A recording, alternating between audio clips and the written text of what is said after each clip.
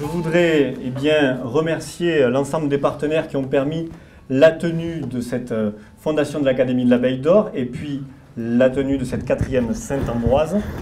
Alors je veux bien sûr remercier la Fondation Bembert qui nous accueille, la ville de Toulouse, le Muséum de Toulouse, la ville de Balma, France Bleu, ainsi que les entreprises apicoles, Apiculture Rémio, Naturapi, ICO et Bigward.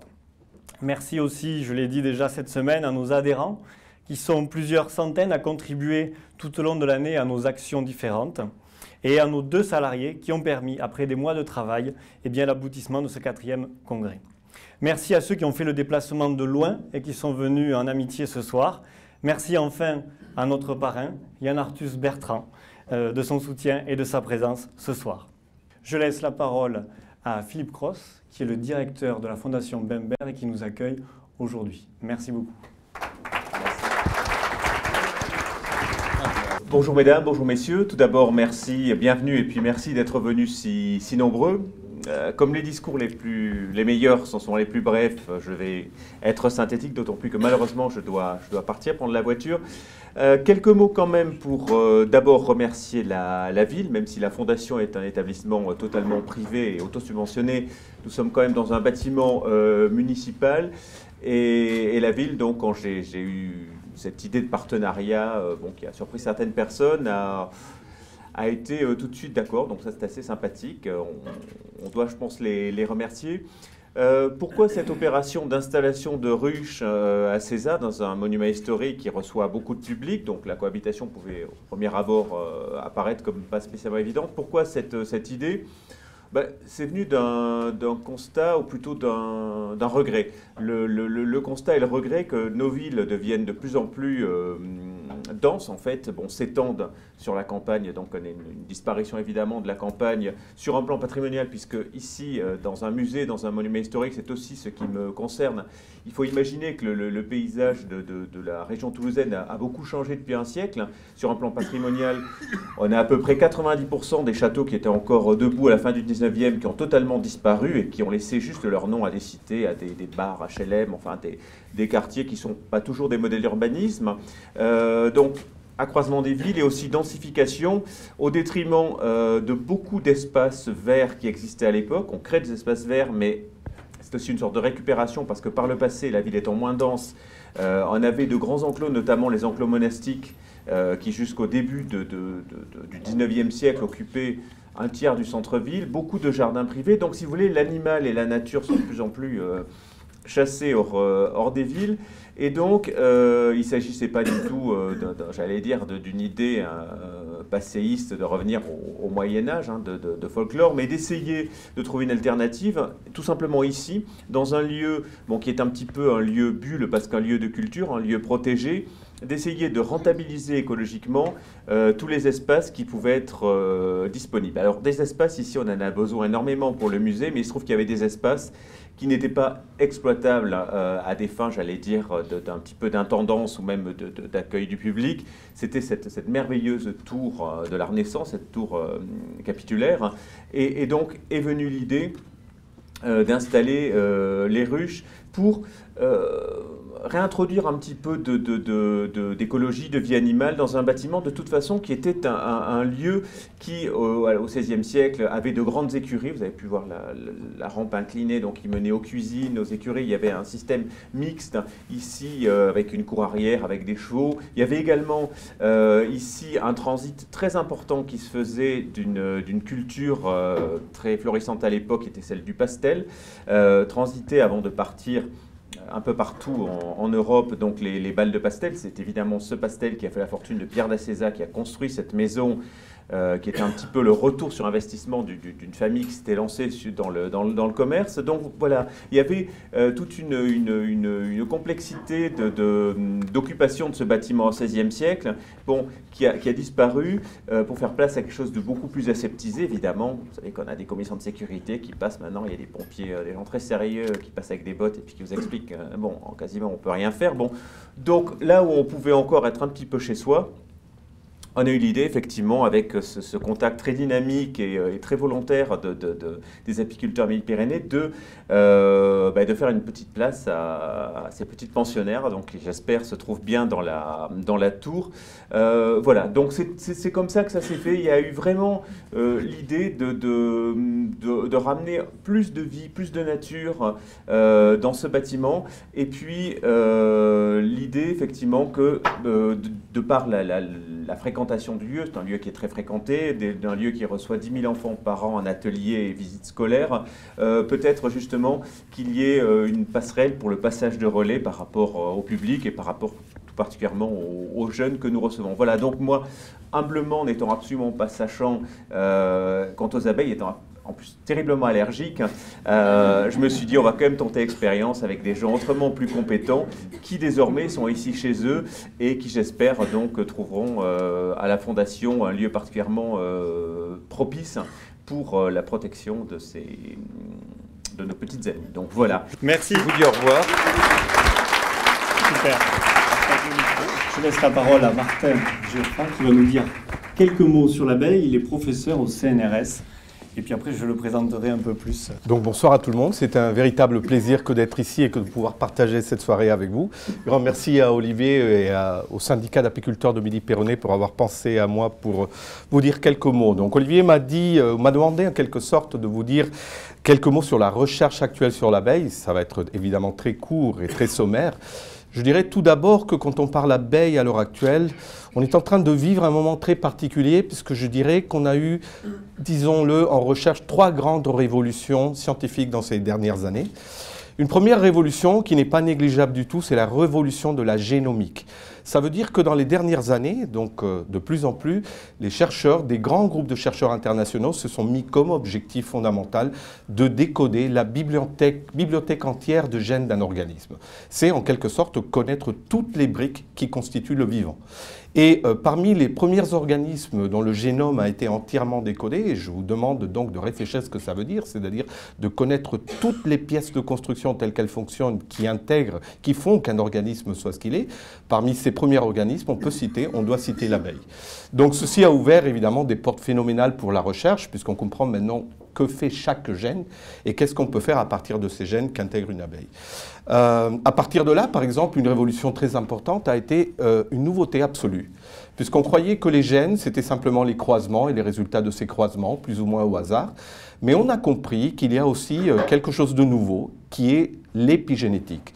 C'est-à-dire que maintenant, on sait très bien que certains facteurs de l'environnement, qui n'étaient pas connus, peuvent en quelque sorte modifier les gènes. On pensait que les gènes étaient immodifiables, sauf par des mutations particulières. Maintenant, on sait que certains facteurs de l'environnement, voire le stress, voire certains traitements, peuvent modifier en partie de façon négative ce pool, ce fond génétique d'un organisme. Je dirais quelques mots là-dessus rapidement.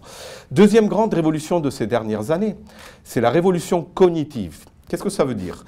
On a compris que les insectes, et en particulier les abeilles, ne sont pas des êtres frustres, ne sont pas des petits animaux inférieurs, mais déploient des capacités absolument surprenantes qu'on croyait être jusqu'à maintenant la prérogative de certains primates, de certains singes, voire de l'homme. Donc ceci repose d'importantes questions, puisque ceci repose en quelque sorte la place de l'homme dans la nature. Quelle est sa place, puisqu'il n'est plus l'être supérieur qu'il croit l'être, puisque finalement on va trouver chez une abeille des capacités qu'on croyait être la prérogative de l'homme. Qu'est-ce que ça veut dire? Quel est le regard qu'on va porter sur cette nature? Quel est le regard qu'on va porter sur cet insecte? Troisième grande révolution, la biodiversité. On a compris qu'on doit un regard particulier sur cette biodiversité, que cette diversité est en train de changer de façon violente avec le développement de la société humaine et qu'on ne tient pas vraiment compte de ce qui se passe. Par rapport à tous ces 3 domaines, on a compris quelque chose par-dessus ceci, que nous sommes en train de jouer avec du feu. Nous sommes en train de jouer avec du feu quand on applique certains traitements pesticides et qu'on modifie par épigénétique le fond génétique des organismes qui nous entourent, que nous sommes en train de nuire par stress, par ces traitements, donc la génétique des organismes qui sont autour de nous et surtout les abeilles. On a compris qu'on est en train de jouer avec du feu parce qu'on est en train aussi de nuire le traitement cognitif, le cerveau, les systèmes nerveux qui sont traités, exposés à ce genre de traitement, pesticides. On a montré, par exemple, que les cerveaux, les connexions synaptiques changent, diminuent, etc., quand ces cerveaux sont exposés à ces traitements pesticides. Et on comprend aussi que ces traitements pesticides sont aussi une des sources principales de la réduction de la biodiversité. Donc quand on joue avec du feu, moi je voudrais finir là-dessus, donc j'ai un constat qui est heureux et un autre qui est malheureux.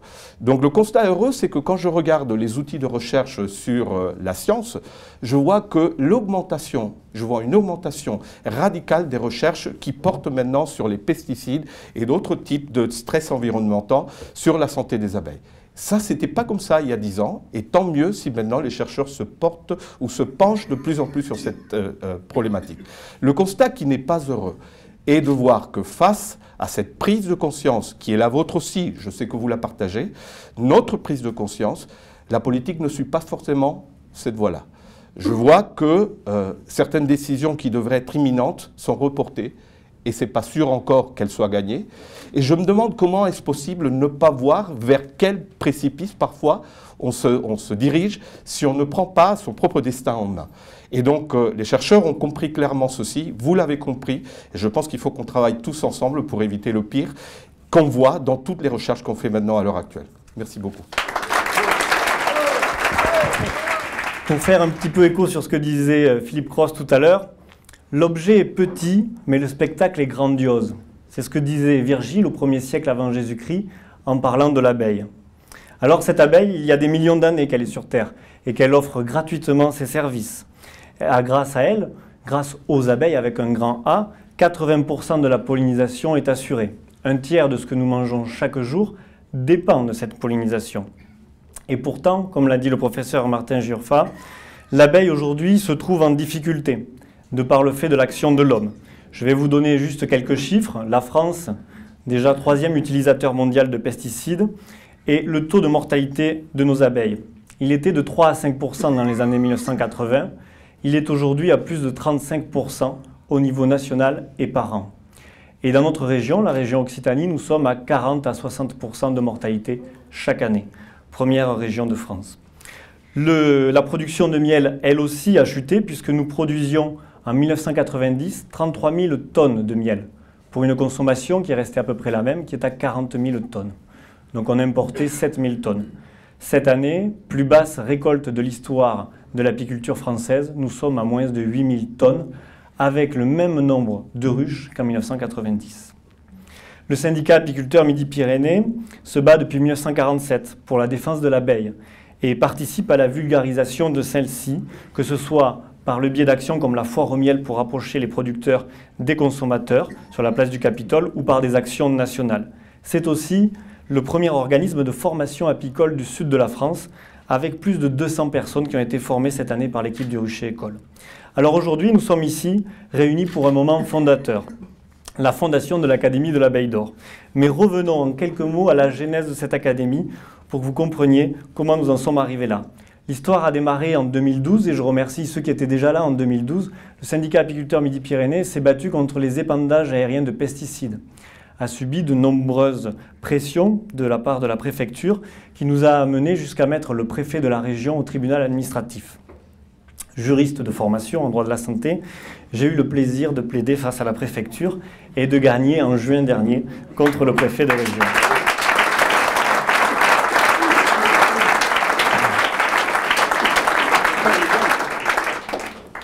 Et nous remercions aussi le soutien que nous avons eu du gouvernement. À cette époque, il y avait Delphine Batho, ministre de l'Environnement.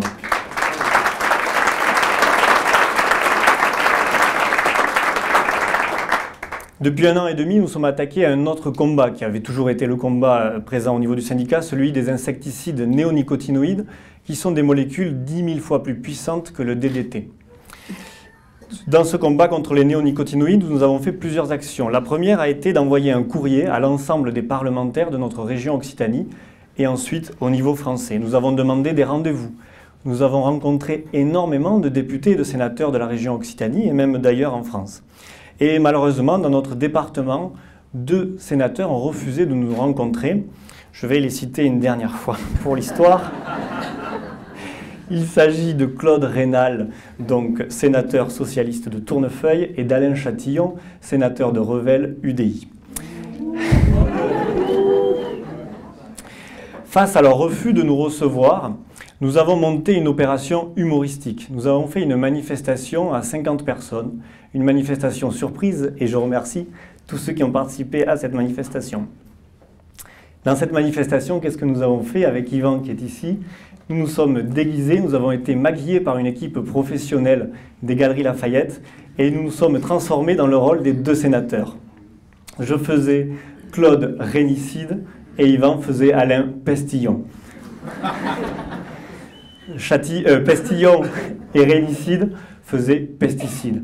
Tout le cortège était composé d'apiculteurs et de jardiniers, demandait plus de pesticides et seul Jean-Pierre, qui faisait notre prêtre, donnait les 10 commandements pour une agriculture bio et la protection des abeilles. Face à cette manifestation qui a eu un relais international jusque dans tous les pays francophones par les syndicats d'apiculture, les deux sénateurs ont changé totalement de voix et ont fait des communiqués disant qu'ils soutenaient dorénavant la filière apicole.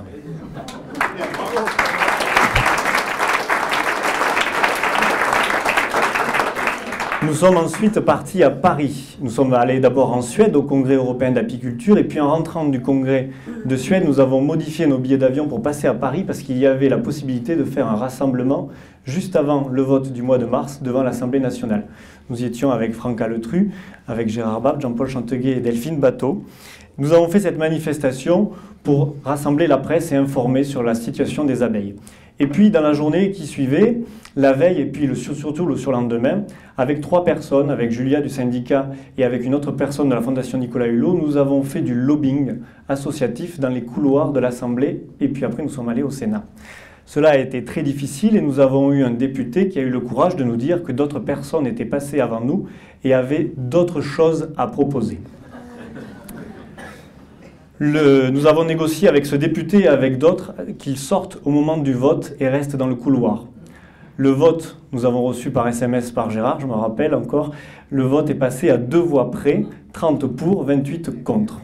Les députés LR que nous avions rencontrés avaient tenu leur promesse et étaient restés dans le couloir pour ceux qui n'avaient pas le courage de voter. En rentrant dans le train jusqu'à Toulouse, face à cette situation, choqués, nous avons fait un communiqué pour offrir une ruche aux 3 députés initiateurs de cet amendement, Delphine Bateau, Jean-Paul Chanteguet et Gérard Bapt, pour dire que nous pouvions mettre en avant les moyens que nous mettions sur la place publique pour faire du lobbying et voir qu'est-ce qu'il en était en face.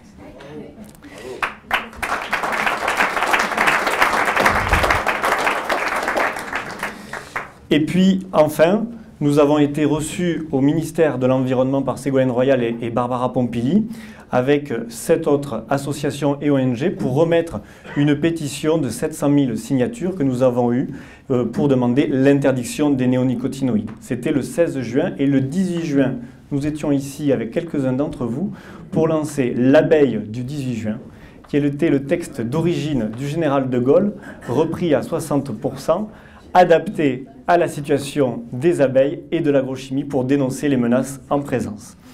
Et puis, le 20 juillet dernier, nous avons eu la chance d'apprendre, en regardant en direct sur notre ordinateur, le vote de la loi biodiversité et l'interdiction définitive des insecticides néonicotinoïdes. Merci à tous ceux qui y ont participé, quel que soit leur bord politique. Alors,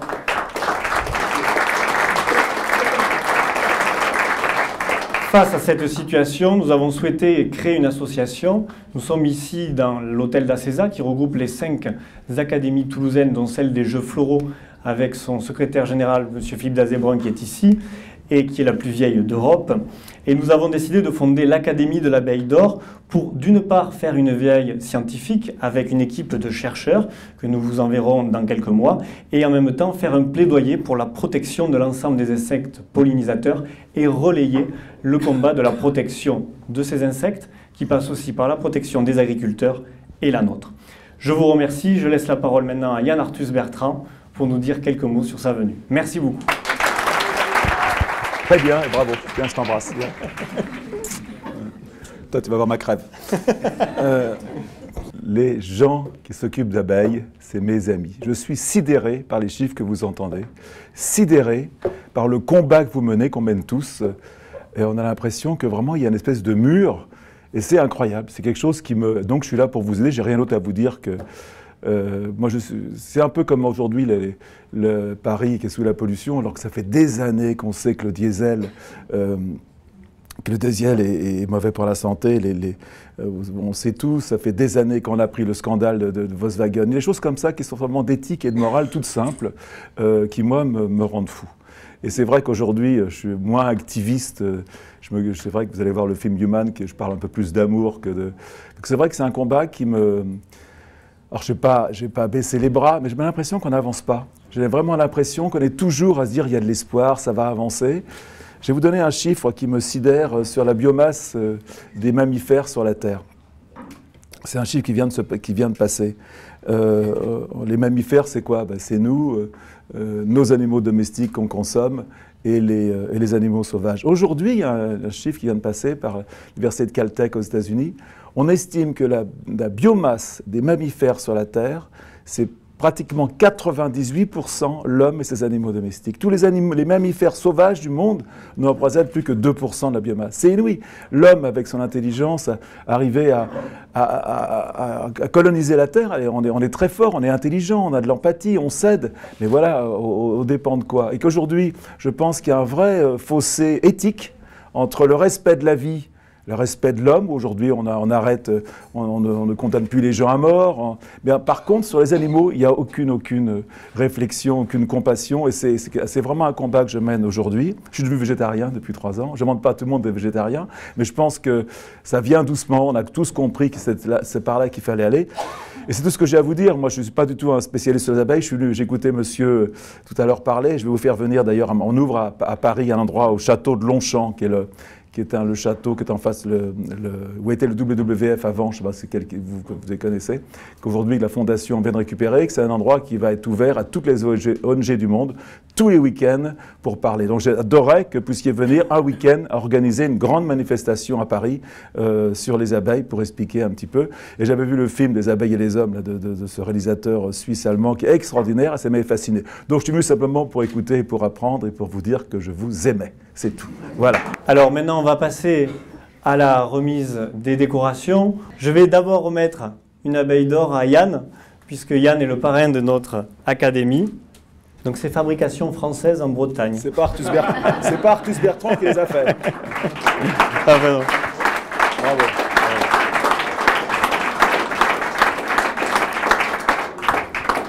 Bon.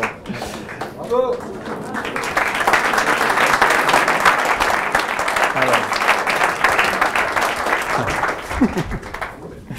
Alors, je vais appeler... Je vais appeler Martin Giurfa à nous rejoindre. Martin Giurfa a 54 ans. Et comme vous l'avez peut-être remarqué, il est argentin. Il est argentin, il parle parfaitement allemand, anglais, certainement d'autres langues et surtout français. Il est directeur depuis 2003 du Centre de recherche sur la cognition animale au CNRS à Toulouse. Il est le spécialiste européen et même mondial du cerveau de l'abeille. Depuis 2005, il est professeur de classe exceptionnelle à l'université Paul Sabatier. Il est déjà membre d'autres académies, Martin. Il est membre senior de l'Institut universitaire de France et membre de l'Académie allemande de sciences. Il a reçu la médaille d'argent du CNRS et plusieurs prix internationaux pour ses travaux de recherche. Sa recherche tourne principalement autour de l'apprentissage et de la mémoire, avec une équipe d'une 30aine de personnes. Il nous soutient depuis des années au syndicat, et vraiment c'est avec grand plaisir, Martin, qu'on t'accueille dans la fondation de cette Académie de l'Abeille d'Or. Merci.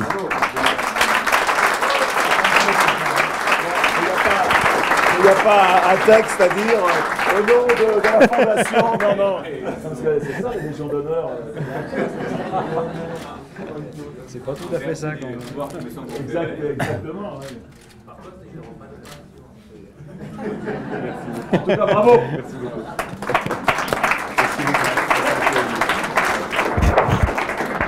Plusieurs académies, mais celle-ci, c'est la préférée. Ah, bon, et on remet à chacun un diplôme en tant que récipiendaire qui sera signé après par Yann et moi-même.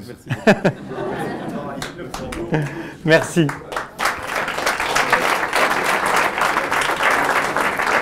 J'appelle maintenant Joseph Emerlet. Joseph Emerlet a 58 ans. Il nous vient de Strasbourg, il est directeur en biophysique, directeur de recherche à l'INSERM, chargé d'enseignement, de chirurgie dentaire, etc. Enfin, beaucoup de choses, Joseph, mais chevalier de l'Ordre du Mérite national, et puis Joseph est surtout apiculteur. Il s'est passionné déjà il y a quelques années, il est depuis administrateur d'associations diverses d'apiculture, il est aussi technicien sanitaire apicole, goûteur de miel et rédacteur dans plusieurs revues.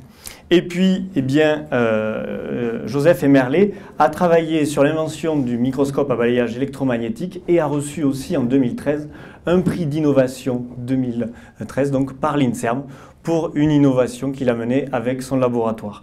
Donc, bienvenue à Joseph dans l'Académie. Merci.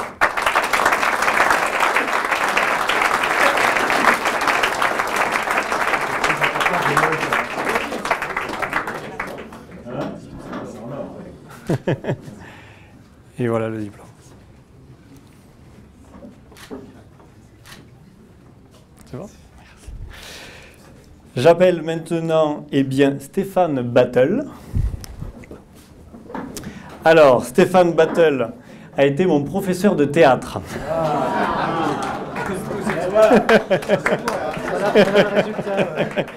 A été mon professeur de théâtre il y a maintenant 10 ans. Au départ, il était professeur de lettres et puis il a abandonné les lettres pour devenir comédien sous la direction de René Gouzen et de Francis Azéma, très connu ici à Toulouse. Il est rentré au Grenier de Toulouse, qui est la plus vieille compagnie de théâtre française, en 2000, et est devenu co-directeur de cette compagnie avec Pierre Matras en 2005. Il a participé à de nombreuses créations, une que vous connaissez peut-être, qui s'appelle Une vie sur mesure, qui a été fait avec Cédric Chapuis, et qui a été nommé cette année au Molière pour cette pièce sur le comédien et le metteur en scène. Donc bravo à Stéphane pour cette nomination.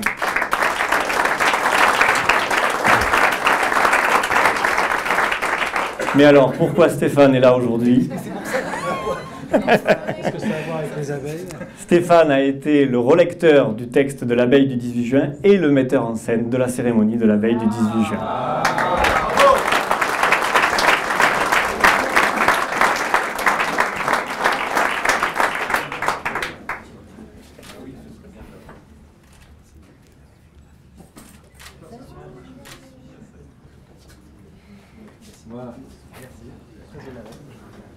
Bravo.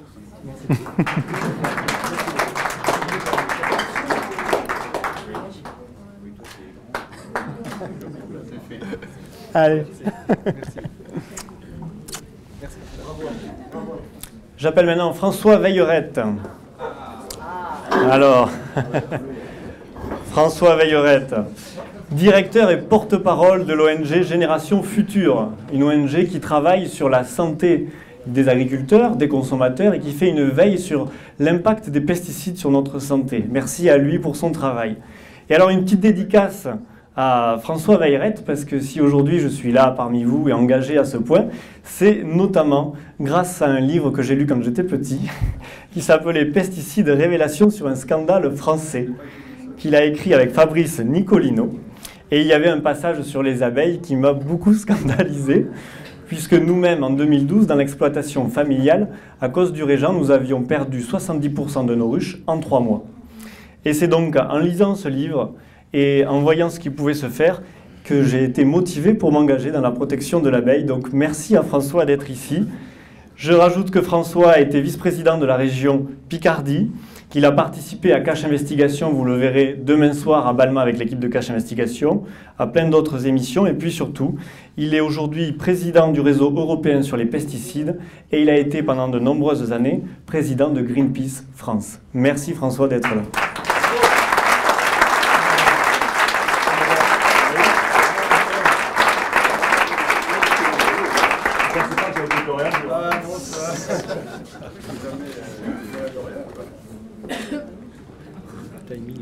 Oui, non, c'est bon, c'est bon.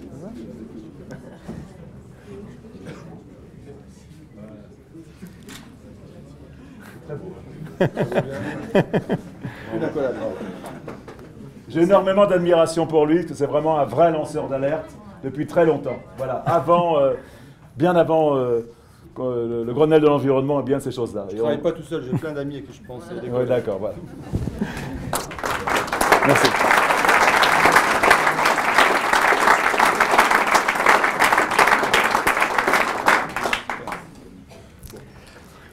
J'appelle maintenant Patrick Gimena. Patrick Gimena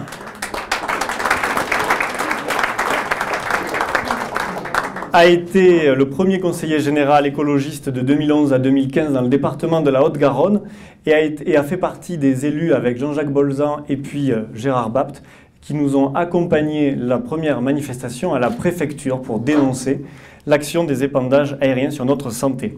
Aujourd'hui, il est conseiller municipal, conseiller à Toulouse Métropole et Patrick Gimena travaille depuis de nombreuses années autour de la biodiversité. Il est ami et travaille régulièrement avec Pierre Rabhi et il est à l'origine notamment des groupes colibris qui se sont montés dans notre région. Vous connaissez la légende du colibri, chacun fait sa part.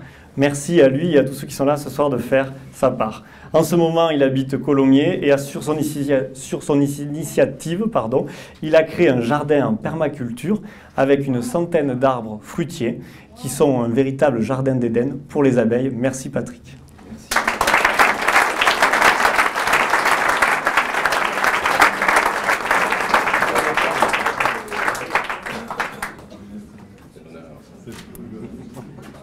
Bravo. La vie est grave.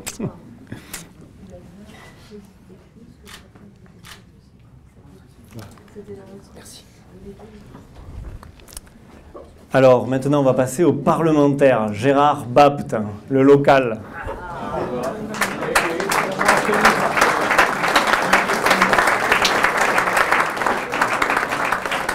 J'ai eu la chance d'accompagner Gérard Bapt après l'avoir connu sur la question des épandages aériens dans son combat sur le Mediator.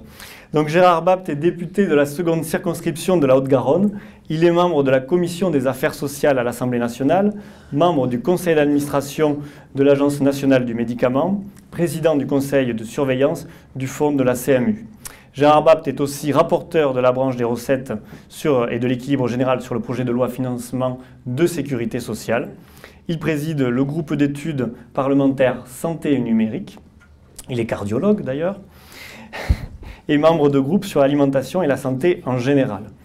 Il occupe également la présidence du groupe Santé-Environnement dans le cadre du plan national Santé-Environnement.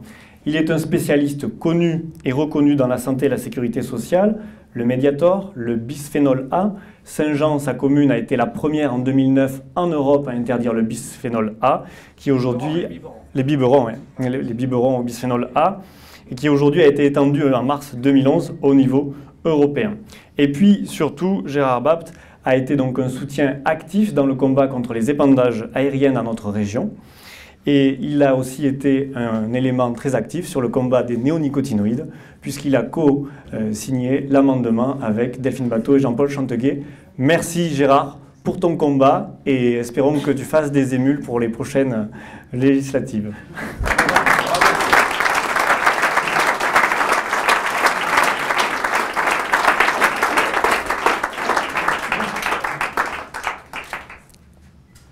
On va mettre à l'Assemblée. Hein. On va arriver ensemble un jour à l'Assemblée. Merci beaucoup.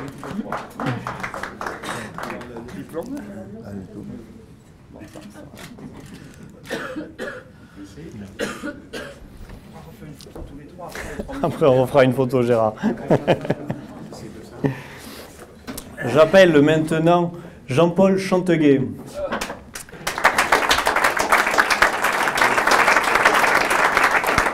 Jean-Paul Chanteguet habite au Blanc, dans l'Indre. Il a été maire de cette ville pendant 30 ans et il a un profond attachement pour cette terre et notamment pour les terres de Brenne, puisqu'il a participé à la labellisation du parc régional, zone humide à importance, voilà, sur le Brenne. Jean-Paul Chanteguet, je vais lire quelques mots et sans aucun doute, il faut retrouver dans son enracinement cette détermination à servir avec ténacité et discrétion dans ce milieu de petits agriculteurs duquel il est issu. Son engagement en faveur de la protection de l'environnement et de l'aménagement du territoire le conduit à porter, je vous l'ai dit, la zone de Brenne en zone humide d'importance internationale en 1989. À l'Assemblée nationale, il est actuellement président de la commission développement durable. C'est donc un personnage important au niveau de l'Assemblée nationale en ce qui nous concerne pour les abeilles, au sein de laquelle il s'est particulièrement investi dans les lois de transition énergétique et de la reconquête de la biodiversité.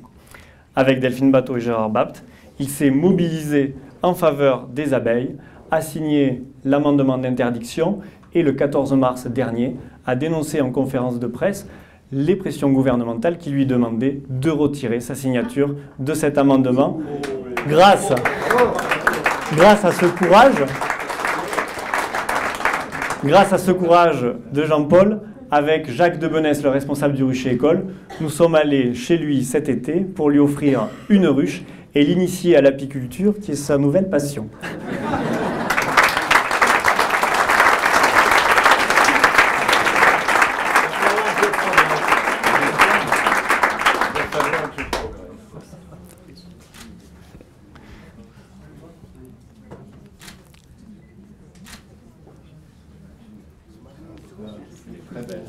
Ouais, magnifique.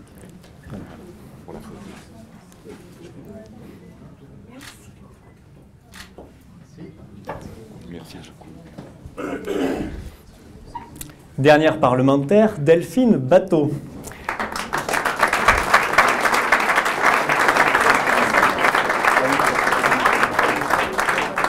Alors, Delphine Batho a 43 ans, elle est députée.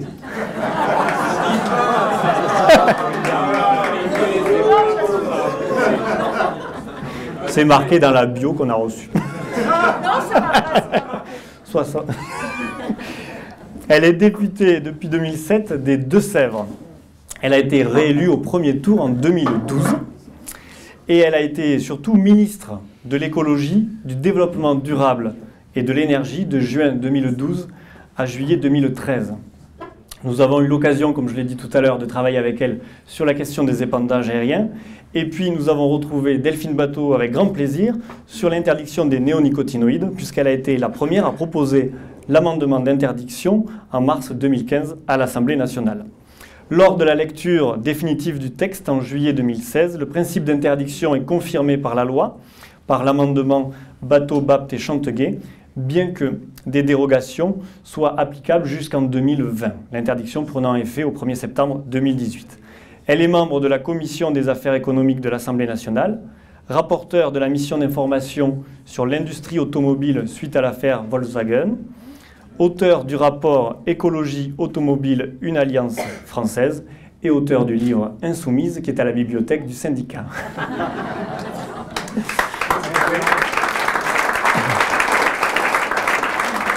Je termine en disant que Delphine Batho, par son engagement aussi, a fait partie des récipiendaires de la ruche que nous sommes allés livrer avec Jacques aussi dans les Deux-Sèvres et qu'elle a offert dans l'association départementale qui promeut l'éducation de la nature pour les enfants. Donc merci beaucoup à Delphine Batho pour son engagement pour les abeilles.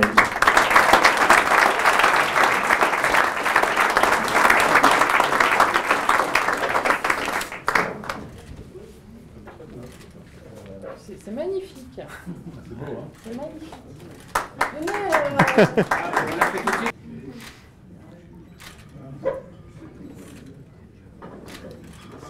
voilà. Voilà, donc nous la mettrons dans l'hémicycle mardi prochain. Mardi à 15h.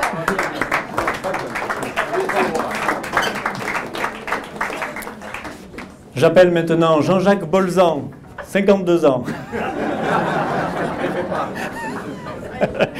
Jean-Jacques est délégué médical à la base et puis engagé en politique depuis de nombreuses années. Il est aujourd'hui adjoint au maire de Toulouse, conseiller de Toulouse au niveau métropole et conseiller régional de notre région Occitanie. Lors de son premier mandat municipal en 1995, il a aidé notre syndicat à disposer d'une salle municipale et d'une bibliothèque qui est aujourd'hui une des plus grandes bibliothèques d'apiculture en France. Dans le cadre de l'association Agir pour l'avenir des Toulousains, il a acheté une ruche et s'est remis à l'apiculture depuis maintenant 2 ans. Et cette année, sa ruche a produit peu, comme toutes les ruches, mais quand même 7 kilos de miel, le meilleur de Toulouse.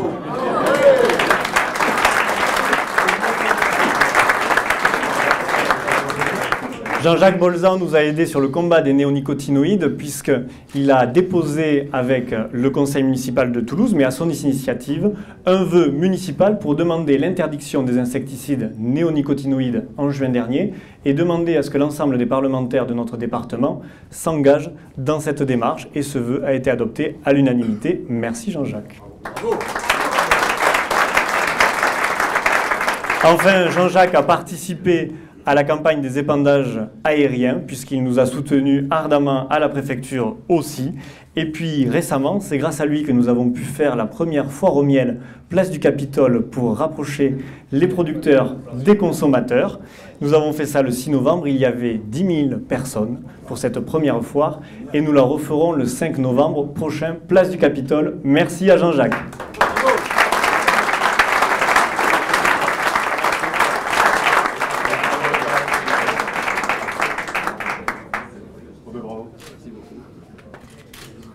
Tout le monde reçoit une médaille ce soir ici. Non, non.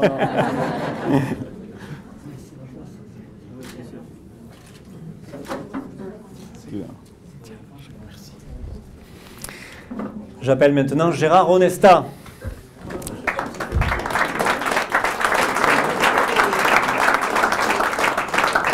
Gérard Onesta est né à Albi, en pays Qatar. Il est architecte de formation. J'ai 26 ans. Plus 30. Depuis 3 décennies, il est dans la défense de l'environnement. Donc 26 ans, ça fait juste, Gérard. Il a été militant dans les associations et dans la politique. Dans la politique, il s'est impliqué au niveau des sphères européennes et onusiennes. Il est aujourd'hui président du bureau de l'Assemblée du Conseil régional d'Occitanie. Il a été député européen de 1991 à 1994. Et il a été le Benjamin des députés européens et le premier vice-président du Parlement européen Benjamin de 1999 à 2009. Il a été faucheur de volontaire d'OGM en 2004 aux côtés de José Bové et condamné.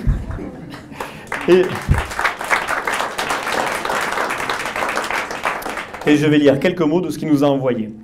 Je n'ai pas souvenir d'une motivation initiale précise pour défendre le plus attachant des insectes pollinisateurs. Tant cela m'a semblé une évidence et un élément consubstantiel de mon engagement écologiste. Tuer l'abeille, c'est tout simplement rompre le cycle de la vie. Un monstrueux gâchis naturel et humain, doublé d'une aberration économique avec une facture de milliards d'euros à la clé. Il a participé à nos côtés à la campagne des épandages aériens. Contre, bien sûr. Les néonicotinoïdes, avec un vœu au niveau du conseil départemental. Et puis, Gérard, on s'est connus aussi dans les années 2000, puisque dans les années 2000, c'était le seul élu en fonction à être au palais de justice aux côtés des apiculteurs dans le dossier Gaucho, un célèbre pesticide tueur d'abeilles. Merci Gérard pour ton engagement depuis maintenant plus de 20 ans aux côtés des apiculteurs de Midi-Pyrénées. Merci.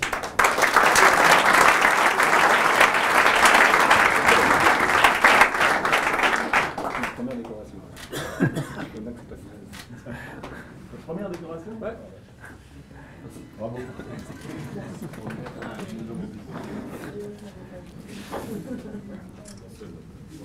J'appelle maintenant Jean-Michel Fabre. Jean-Michel Fabre est le vice-président du conseil départemental de la Haute-Garonne, en charge du logement, de l'environnement et du plan climat. Il est vétérinaire de formation et directeur associé d'une société de conseil et d'accompagnement au niveau de la conception de normes internationales pour le bien-être animal, qui vient d'être publiée. Il a pris des positions au niveau du conseil départemental pour demander l'interdiction des pesticides nocifs pour les abeilles, puisque en février dernier, lui aussi, au niveau du conseil départemental, a fait voter un vœu à l'unanimité pour demander l'interdiction des insecticides néonicotinoïdes. Il a travaillé au passage effectif de notre collectivité en zéro phyto en 2016, a accompagné les communes dans cette démarche, et puis a un programme avec le syndicat d'installation de ruches dans les prochaines semaines.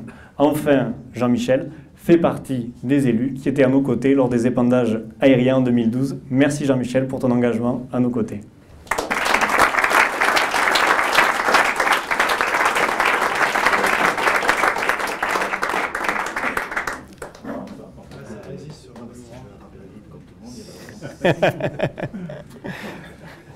Et pour finir, j'appelle 2 amis apiculteurs qui sont de longue date engagés dans le dossier des néonicotinoïdes. Denis Sapen.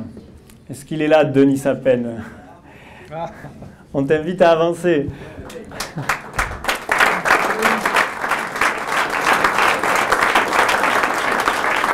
Denis Sapen a l'air timide, mais il n'est pas timide.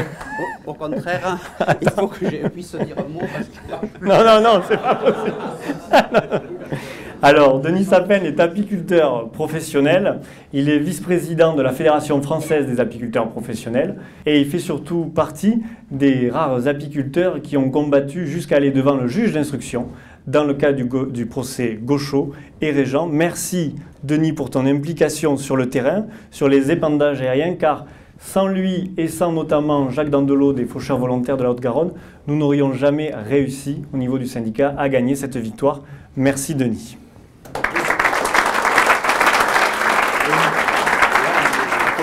On ne peut pas laisser la parole. Messi, il veut dire un mot. Messi, il doit dire un mot. Il doit dire un mot. Tu parles trop. Vas-y, à lui. Il veut parler, tu ne peux pas l'empêcher. Ah non, moi... 30 secondes. Oui, 30 secondes. Ah merde. Attends, je vais mettre mes lunettes. Vas-y, commence à parler. Vas-y, commence. Bon, on va faire, je vais faire bref. Voilà, j'avais pas du tout prévu ça. Simplement, je suis arrivé un petit peu en retard. J'ai entendu plusieurs interventions. Je me réjouis, enfin, je suis un peu le mouton de Noiret dans la pièce, je vais vous dire. L'interdiction, tant que le décret d'application ne sera pas passé et que ce ne sera pas effectif, je ne déboucherai pas le champagne, ça c'est sûr. Deuxièmement, tous les jours, depuis quelques semaines, il y a dans la presse agricole et non agricole un dénigrement de la profession. Nous sommes incompétents. Bon, il y a des maladies, il y a tout ça. Bon, je veux bien l'accepter. Personne ne me connaît ici, ne sait pas si je suis en capacité de gérer une exploitation. Mais quand les pollinisateurs, autres que l'abeille domestique, disparaissent aussi, si quelqu'un peut me donner une explication rationnelle, je veux bien l'entendre.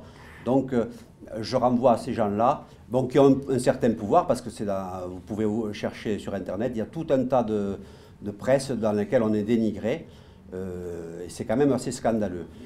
Ensuite, un dernier mot, je ne veux pas monopoliser la parole, ce n'est pas le but. Je pense qu'au-delà de l'abeille, puisque politiquement il a été fait le maximum qu'on ait pu faire, je pense que les politiques qui sont là, avec lesquels j'avais participé à une table ronde, je me rappelle, en mai 2016, donc 2015. Je pense qu'ils ont fait le maximum et qu'ils sont tout à fait acquis à notre cause. Mais je pense qu'au point de vue abeille, on est au maximum. Je ne vois pas qu'est-ce qu'on pourrait faire dans le cadre de l'abeille pour aller plus loin. Des milliers d'expertises, des milliers d'analyses ont été faites et on n'arrive pas à aller plus loin. Je pense que si on prend les néonicotinoïdes, aujourd'hui, si on les regarde grand public avec les problèmes que ça cause pour l'eau, il y a déjà des études au Canada, je pense que ça ouvrirait le débat et ça permettrait d'aller plus vite et de ne peut-être pas obtenir de dérogation jusqu'en 2020. Voilà tout ce que j'avais à dire.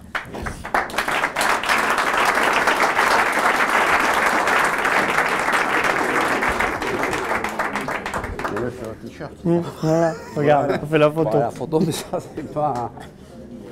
Voilà. Allez, tiens. Et pour terminer, j'appelle Franck Alletru. Franck Alletru est apiculteur professionnel en Vendée.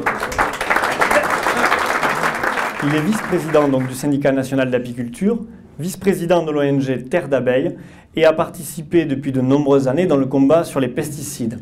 Il est président du GDSA, du syndicat apicole de la Vendée. Et puis, surtout, il a participé à co-organiser la première manifestation sur les pesticides en 1998 au pied de la Tour Eiffel, a été décoré sur proposition du Premier ministre chevalier dans l'Ordre national du mérite en 2006, a participé à proposer des expertises pour améliorer les études sur l'abeille au niveau de l'agence européenne et a été auditionné par le juge d'instruction dans les dossiers Gauchot et Régent. Merci Franck de ta présence.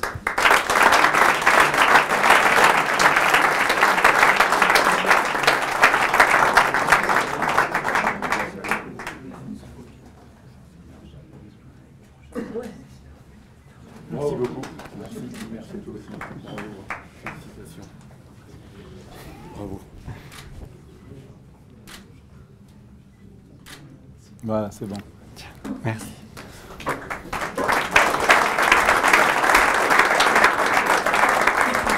Eh bien, merci à toutes et à tous. Ah, un petit mot de Yann. D'abord, ça m'a donné vraiment une idée de faire la fête du miel. Je crois qu'on va le faire cette année à Paris, donc on va ça avec toi. Et puis on parlera d'autres choses tout à l'heure. Voilà, donc je vous donne rendez-vous chez nous, Château de Longchamp, Bois de Boulogne. J'espère que vous pourrez tous venir faire une grande fête du miel et faire venir des milliers de Parisiens pour parler de ces problèmes qui sont plus qu'importants. Voilà, merci. Bravo.